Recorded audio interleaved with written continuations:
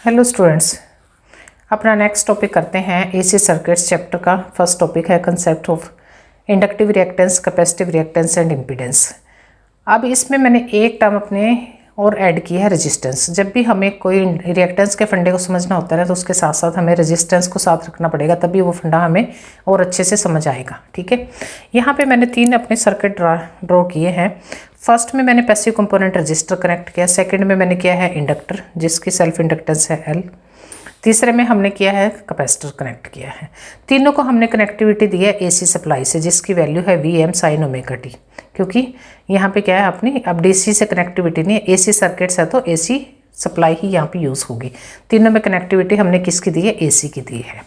तो सबसे पहले हमें समझना होगा कि रजिस्टेंस और रिएक्टेंस, इनमें दोनों में क्या डिफरेंस है। इंडक्टिव और कैपेसिटिव तो हम बाद में बात करेंगे। देखिए, रेजिस्टेंस क्या करता है? ये अपोज करता है फ्लो ऑफ करंट को, रुकावट पैदा करता है करंट के फ्लो में।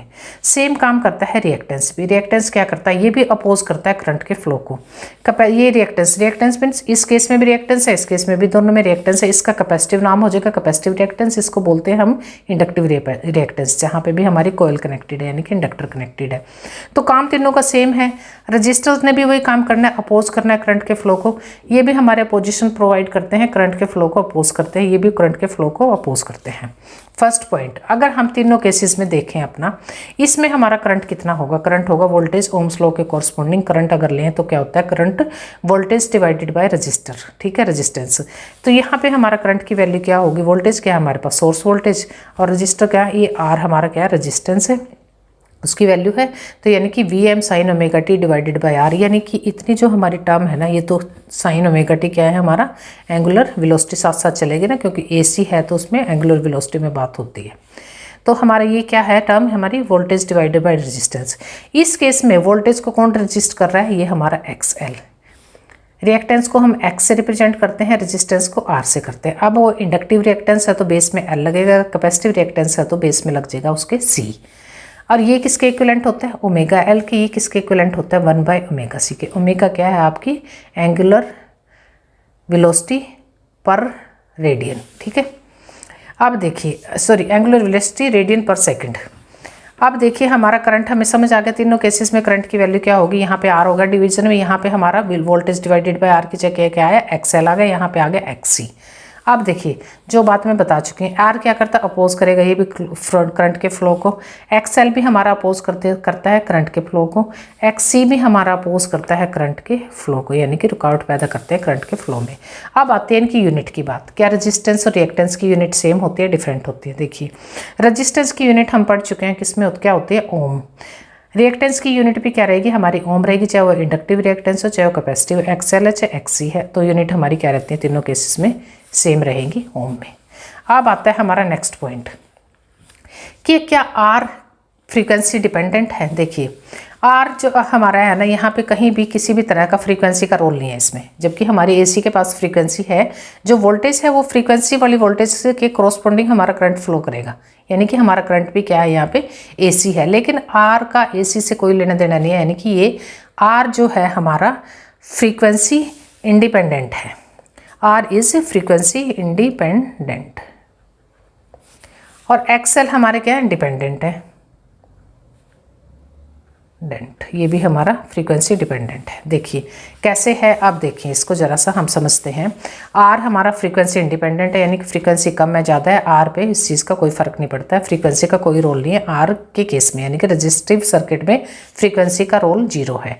लेकिन हमारा इंडक्टिव और कैपेसिटिव केस में फ्रीक्वेंसी एक बहुत बड़ा रोल अदा करती है। कैसे करती है? अब देखिए, XL जो है ना हमारा रिएक्टेंस जो है ना, अगर हमारा इंडक्टिव रिएक्टेंस है तो वो किसके इक्विवेलेंट होता है? ओमेगा L के।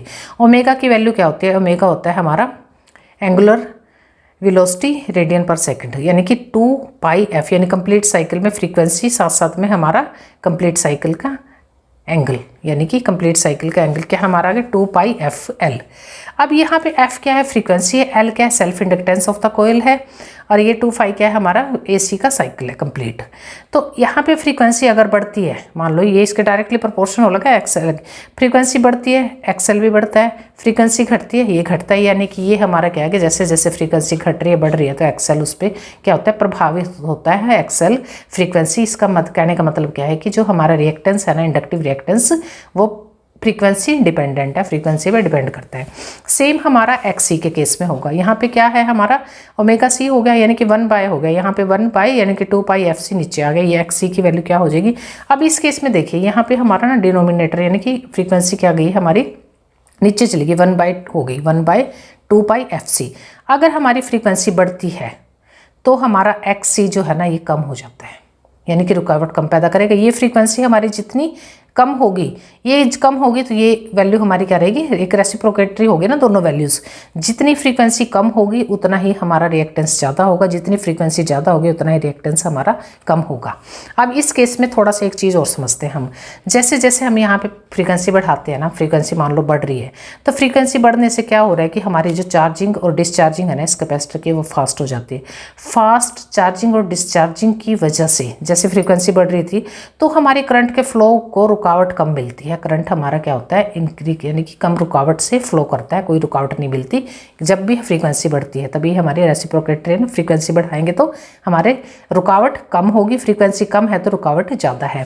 फ्रीक्वेंसी कम में क्या होगा, चार्जिंग और डिस्चार्जिंग हमारी इतनी क्विक नहीं होगी, मतलब इतनी फास्ट नहीं होगी कम फ्रीक्वेंसी में, और ये क्विकली ना तो चार्ज होगा ना डिस्चार्ज होगा। तो उस केस में हमारा करंट का फ्लो भी क्या रहेगा, स्लो रहेगा, रुकावट रहेगी फ्लो में करंट के। फ्रीक्वेंसी हाई पे करंट का फ्लो भी हमारा क्या रहेगा, हाई रहेगा, क्योंकि हमारी रुकावट क्या हो रही है वहाँ पे डिक्रीज हो रही है, फ्रीक्वेंसी बढ़ रही है। तो दूसरा फिर पावर का केस आता है। जो पावर डिसिपेशन है ना, यानी कि पावर का जो फैलाव है, कितनी पावर हमारी लूज हो रही है, लगा लो पावर का क्या रोल है इसमें।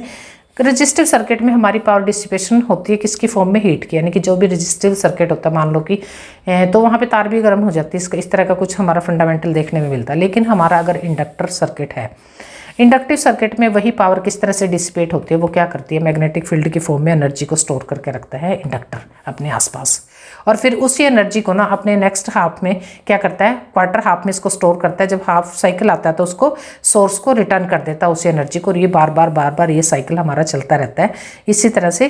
तो यहाँ पे हमारा एनर्जी का क्या है, स्टोरेज किस फॉर्म में हो रही है, मैग्नेटिक फील्ड की फॉर्म में एनर्जी स्टोर हो रही है। यहाँ पे एनर्जी हमारी लूज हो रही है, हीट हो रही है, वायर और गर्म होकर हमारा वो कोई यूज़ नहीं उस एनर्जी का रजिस्टिव केस में। सेम हमारा कैपेसिटर के केस में, कैपेसिटर भी क्या करता है, चार्जिंग और डिस्चार्जिंग है ना, इलेक्ट्रिक फील्ड, यानी कि यहाँ की इलेक्ट्रिक फील्ड काम करती है, मैग्नेटिक फील्ड काम करती है। तो यहाँ पे भी हमारी एनर्जी किसी तरह से भी डिसिपेट नहीं होती है, कोई फैलाव नहीं, कोई एनर्जी का लॉस नहीं है। यहाँ एनर्जी की किस फॉर्म में, इलेक्ट्रिक फॉर्म में हमारी एनर्जी क्या होती है, स्टोर होती रहती है, और वही एनर्जी यानी कि वही पावर हमारी एक क्वार्टर साइकिल में स्टोर करेगा, दूसरे कंप्लीट हाफ साइकिल जैसे पूरा होता है तो वो उसको कर दे। अब जैसे हम पीछे अभी करके आए प्रीवियस वीडियो में, फंडा अच्छे से समझ के आए हैं पावर का, तो वो क्या करता है कि एवरेज पावर हमारी हर बार क्या होती है, जीरो हो जाती है। कैपेसिटर के केस में, इंडक्टर के केस में वही फंडा यहाँ पे काम करेगा, वही बात यहाँ पे भी लागू हो रही है, क्योंकि चीज़ तो वही है ना, कोई चीज़ में डिफरेंस तो हुआ नहीं है। तो यहाँ पे भी हमारी पावर किस फॉर्म में स्टोर हो रही है, कैपेसिटर के केस में पावर स्टोर होती है हमारी इलेक्ट्रिक फील्ड की फॉर्म में, और इंडक्टर के केस में हमारी मैग्नेटिक फील्ड की फॉर्म में वही पावर हमारी स्टोर होती रहती है। फिर वो पावर हमारी सप्लाई को चली जाती है, फिर स्टोरेज, फिर सप्लाई को वापस डिसिपेट हो जाता है, मतलब सप्लाई को दे दी जाती है वही पावर, एंड सो ऑन, इस तरह से साइकिल चलता रहता है। अच्छा जी, रजिस्टर को हम डिनोट करते हैं R से, रिएक्टेंस को मैं बता ही चुकी हूँ, डिनोट करते हैं X से। तो अगर हमारा इंडक्टिव है तो बेस में L लग जाएगा, अगर कैपेसिटिव है तो बेस में लग जाएगा हमारा C। अब आता है हमारा नेक्स्ट टॉपिक कि इम्पीडेंस क्या होता है। अब बच्चों देखिए, प्योर रजिस्टिव सर्किट में हम रेजिस्टेंस की ही बात करते थे। अब हमारे पास क्या होगा, मिक्स आएंगे, तीनों कंपोनेंट आपस में इकट्ठी कनेक्ट हो सकते हैं, दो भी हो सकते हैं, कोई या तीनों एक जैसी, यानी कि रजिस्टर इंडक्टर का एक पेयर बन सकता है, रजिस्टर कैपेसिटर का पेयर बन सकता है, या तीनों को इकट्ठा भी हम एक पेयर कर सकते हैं। रजिस्टर भी कनेक्ट है सर्किट में, इंडक्टर भी कनेक्ट है और कैपेसिटर भी कनेक्टेड है। तो उस केस में हम जब भी एक कॉमन हमारा रेजिस्टेंस फाउंड करना होता है ना किसी भी सर्किट का, इस तरह के सर्किट का, तो उसको हम बोलते हैं रजिस्टर से नहीं, हम उसको रेजिस्टेंस से रिप्रेजेंट ना करके इम्पीडेंस वर्ड यूज़ करते हैं। यानी कि इसको थोड़ा डेफिनेशन इसकी देख लेते हैं, इम्पीडेंस होता क्या है। Impedance is a combination of resistance and reactance. Reactance कौन सा होगा, इंडक्टिव भी होगा और कैपेसिटिव भी, कोई भी हो सकता है, दोनों भी हो सकते हैं, एक एक भी हो सकता है। यानी कि R और XL का जोड़ा बन सकता है, R और XC का बन सकता है, R XL XC तीनों का बन सकता है एक जोड़ा। तो इस तरह के जो सर्किट्स होते हैं ना, इस कॉम्बिनेशन को हम बोलते हैं impedance. It contains real part and imaginary part. अब इसमें दोनों पार्ट होंगे, ये कॉम्प्लेक्स नंबर होगा, यानी दोनों पार्ट जहाँ पे भी आते हैं ना, रियल नंबर और इमेजिनरी पार्ट होते हैं ना जिस टर्म में, तो उसको हम बोलते हैं कॉम्प्लेक्स नंबर। मैथमेटिकल टर्म है कॉम्प्लेक्स नंबर। तो यहाँ पे रियल पार्ट कौन अदा करे, यहाँ पे आर जो होगा ना रजिस्टर, वो तो रियल पार्ट होगा उस इक्वेशन का। जहाँ पे हमारा रिएक्टेंस होगा, रिएक्टेंस मीन्स एक्स होगा, चाहे वो एक्स एल हो चाहे एक्स सी हो, तो वो हमारा होगा इमेजिनरी पार्ट। इसमें जो हमारा इम्पीडेंस होता है ना, इसके मैग्नीट्यूड भी होता है और उसका फेज भी होता है। ये है हमारे इम्पीडेंस का फंडा। यानी कि अगर हमें इम्पीडेंस देखना हो ना, इसको हम रिप्रेजेंट करते हैं, it is represented by Z. इसको हम जेड से रिप्रेजेंट करते हैं। मान लो मेरे पास है किसी सर्किट में, एक तो लगा रजिस्टर, दूसरी लगी हुई है मेरे पास ये कोयल, और ये मेरे पास एसी की कनेक्टिविटी है। ये हमारा करंट फ्लो करेगा, ये है आर, ये है हमारा एक्सएल, इसकी वैल्यू। तो मैं कहूँ कि इस सर्किट का रेजिस्टेंस कितना होगा। अब रेजिस्टेंस तो इसका नहीं निकाल सकते क्योंकि यहाँ पे इंडक्टर भी कनेक्टेड है। तो इस टर्म में हम रेजिस्टेंस कॉमन को क्या बोलेंगे, क्या वर्ड यूज़ करेंगे, ये दोनों का जो कंबाइंड होके जो आएगा ना रुकावट, उसको नाम देंगे हम इम्पीडेंस और उसे रिप्रेजेंट करेंगे जेड से। और उसकी वैल्यू क्या होगी, उसकी वैल्यू होगी आर का स्क्वायर प्लस में एक्स एल का स्क्वायर अंडर द रूट।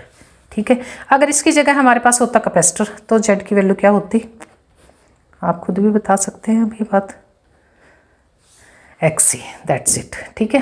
तीनों भी हो सकते हैं। अगर तीनों आएंगे तो कैसे होगा हमारा, अगर तीनों कंपोनेंट हमारी कनेक्टेड होती है आर एल और सी, तो उस केस में हमारा इम्पीडेंस क्या होगा, वो उस केस का भी देख लेते हैं।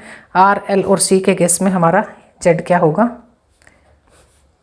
आर का स्क्वायर प्लस में एक्स सी प्लस में एक्स एल का स्क्वायर। सॉरी, यहाँ पे जो है ना बच्चों, अगर हमारे तीनों कनेक्टेड है ना, यानी कि अगर मेरे पास कोई ऐसा सर्किट है जिसमें इंडक्टर भी है, जिसमें कैपेसिटर भी है, और उसमें हम कहें कि इम्पीडेंस कितना होगा, इस एक्स सी है, एक्स एल है, ये आर है, तो उसमें क्या होगा हमारा इम्पीडेंस क्या होगा, Z will be equals to R का स्क्वायर प्लस में एक्स माइनस एक्स सी का होल स्क्वायर। ये होगा हमारा आर एल सी सर्किट का इम्पीडेंस। ओके।